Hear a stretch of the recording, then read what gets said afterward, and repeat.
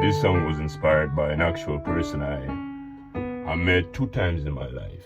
And he was just a complete stranger. He was just walking towards me. But for some reason, or for the sake of some kind of higher art, his image kind of got stuck in my head when I saw him.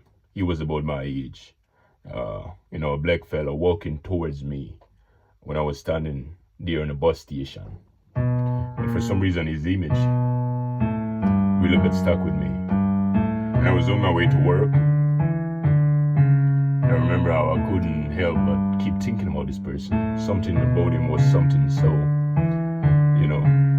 majestic. He looked like a true warrior. And the next day, I remember when I was sweeping the floor at the place where I work, these lines occurred to me.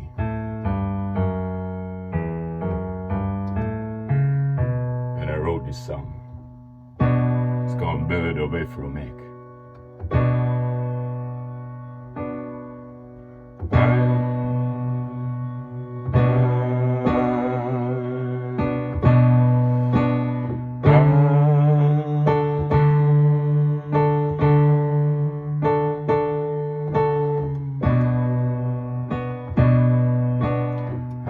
Some brother slowly approaching my way, walking towards his death on that cloudy day.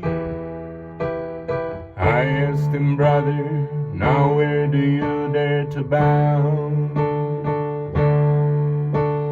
And by the look on his face I could tell we wouldn't see him around. I'm on my way to put the cards on the plate, down to the lands where I shall witness my fate. I smell no fear in his will by the way that he spoke.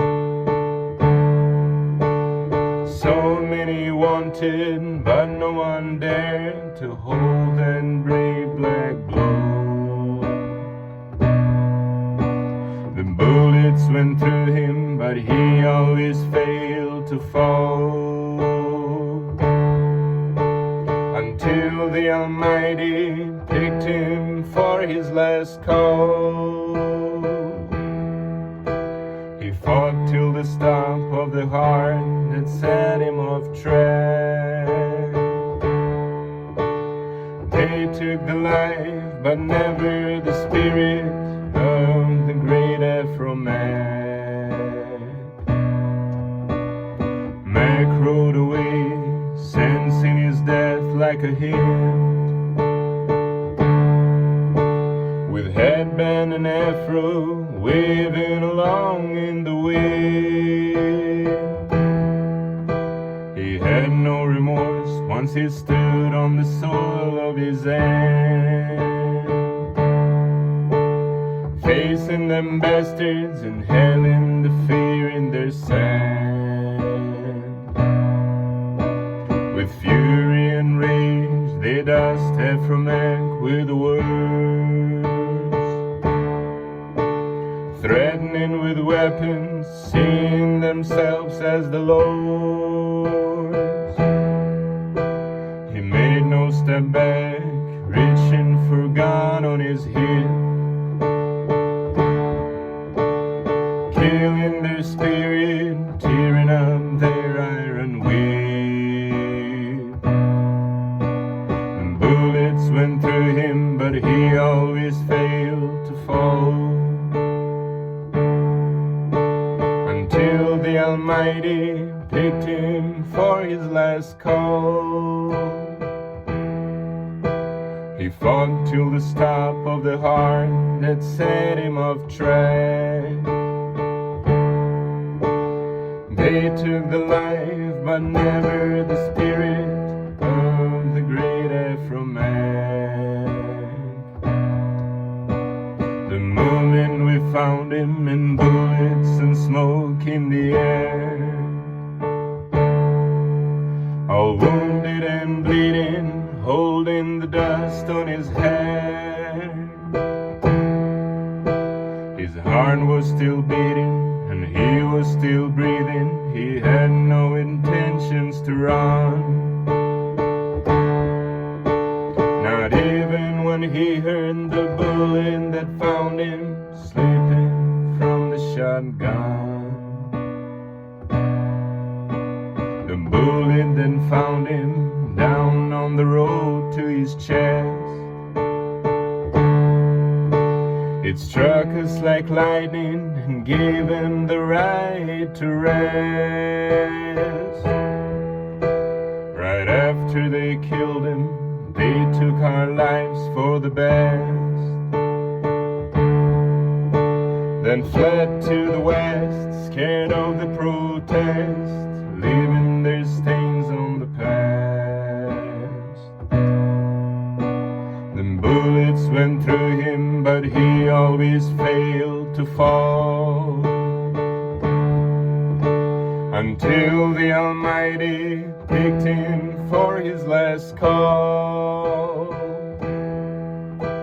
He fought till the stop of his heart that set him off track. They took the life, but never the spirit of the great Afro Mack.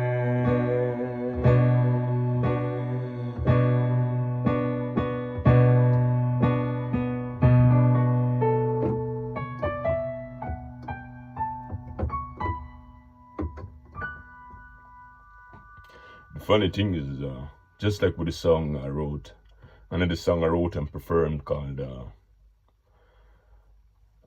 The Burnings of the Dawn, the situation was very similar. I saw two people in my life, accidentally. I didn't know their names, I didn't know anything about them, and I just accidentally saw them, and they inspired my song. And after I wrote the song, eventually I saw those people once again. You know, I never approached them, I never told them anything because I was a complete stranger to them. And the very same thing happened with this song. After I wrote this song already, and after I recorded the demo of it, I remember I was on the bus, and I was leaning towards the window. I was very tired. I was sitting on the bus, and I was tired, leaning towards the window, put my hand on the window, and I was kind of sleeping. I remember I saw the guy walking on the sidewalk, and he was, a fella, also a very young black fella. And then I realized that it was the very same person I saw that day when I wrote that song. It was the same person who inspired the Ballad of Afro Mack. So that is the story.